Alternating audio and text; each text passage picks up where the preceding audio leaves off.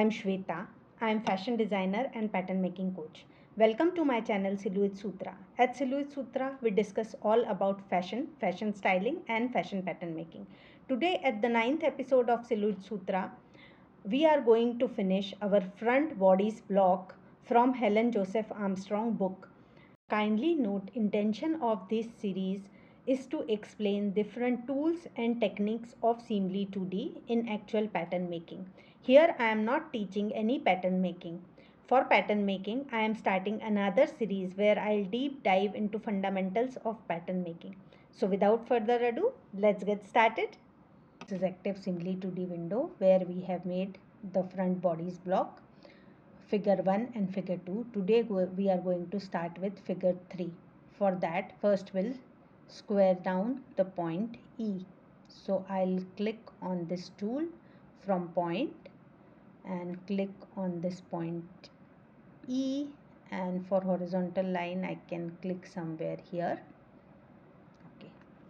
So now my next measurement is new strap measurement, which is basically a measurement from neck tip point to our side of the waist, which is 17th 3/4 for size 10.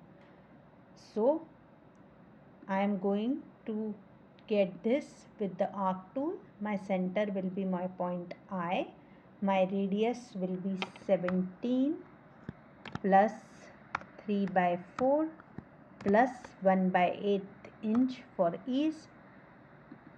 As it is on this line which is going down, which is 270 degrees, so my angle will be 250 degree first angle, and I will take another angle 290 degrees. So my 270 degree will be in the middle of this. Then again I'll change it to dotted dash dot line, and I'll change the color to dark deep pink like all the arcs, and I'll click OK. So okay, this is not the right angle as it is cutting on the point B and E. I want this to cut here. So okay, but basically it will be between angle 270 to 360. So I'll change the angles. Let me make it around, this will be 360 and this is 270, so it will be, let's say, 270 to 340. Let's see what happens. Yeah, now it is cutting. We can make it smaller, so I'll make this 290, and here I'll make it 320. Let's see what happens. See, still it is going way ahead. I can reduce this to 300, so it will be clean. Yeah.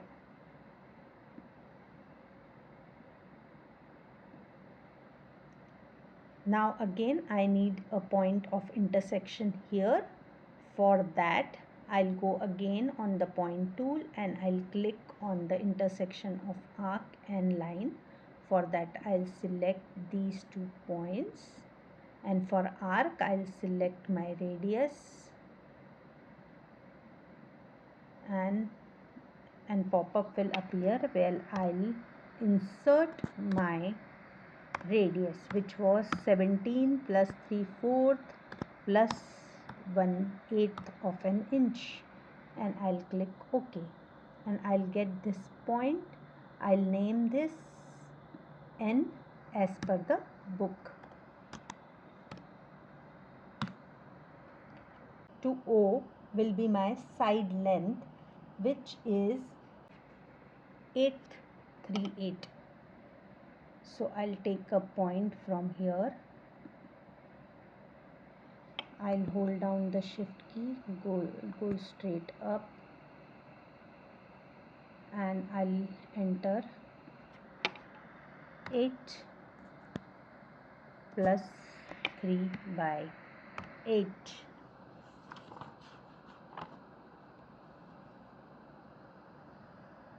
And Okay, so this is my new point. My point name will be O.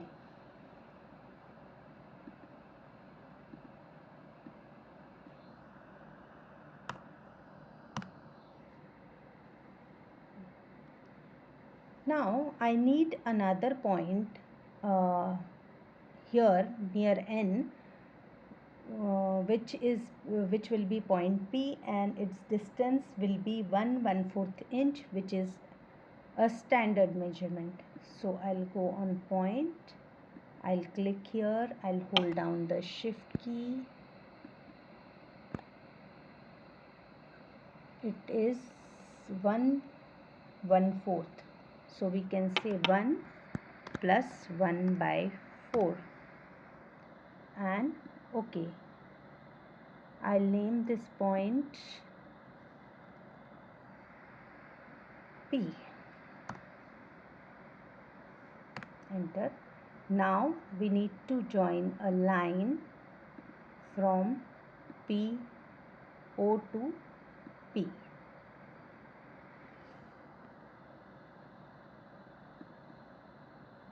Is my figure 3 is completed. Now we'll move on to figure 4.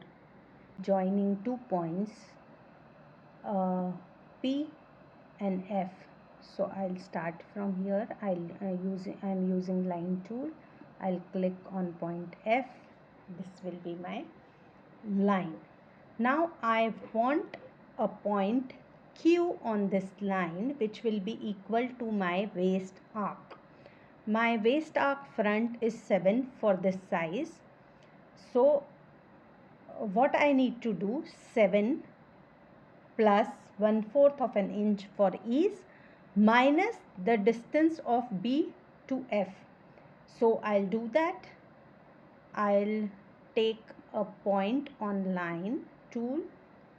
I'll click here. This will be my first point. This will be my second point. And my length will be 7 plus 1/4 minus, what is my length is B to F is 3/1/4. So I'll do 3.25 and I'll click OK. So this is my point Q. I'll name this point Q.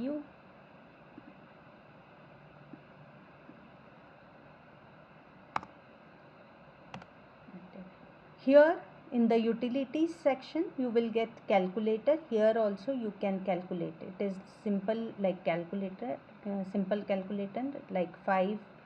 Let me do the simple thing, 5 into 6, and it will give you the answer.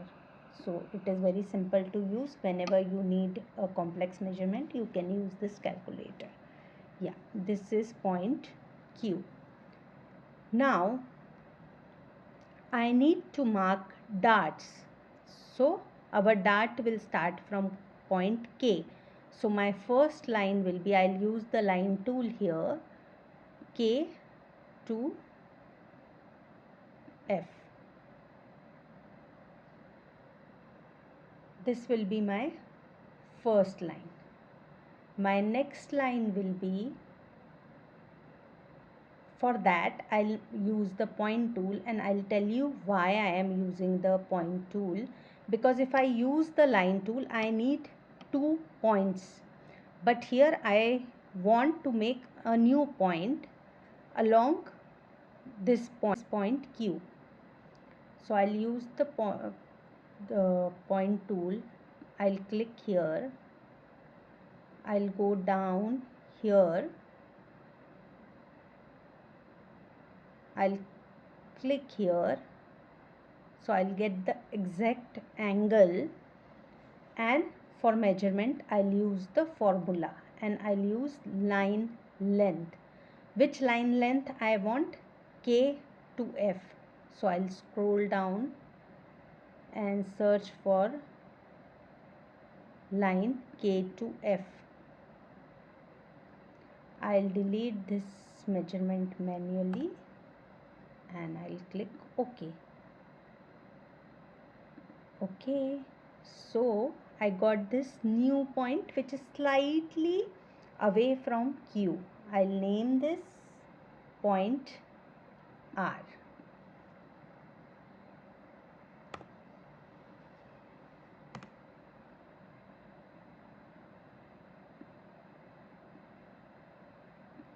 So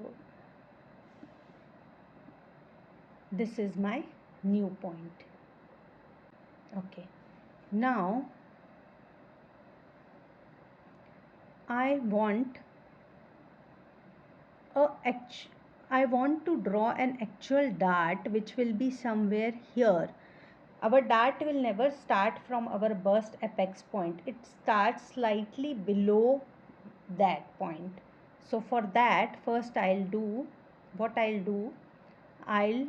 use this midpoint tool and I'll select point P and Q and take midpoint of it. So I'll get a point here. I'll join a line from this point to our point K, and then I'll go down on this line at the 5/8 of an inch.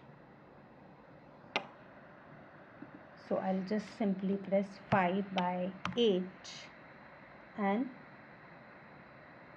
OK. This will be my point K dash, which is the actual dart point.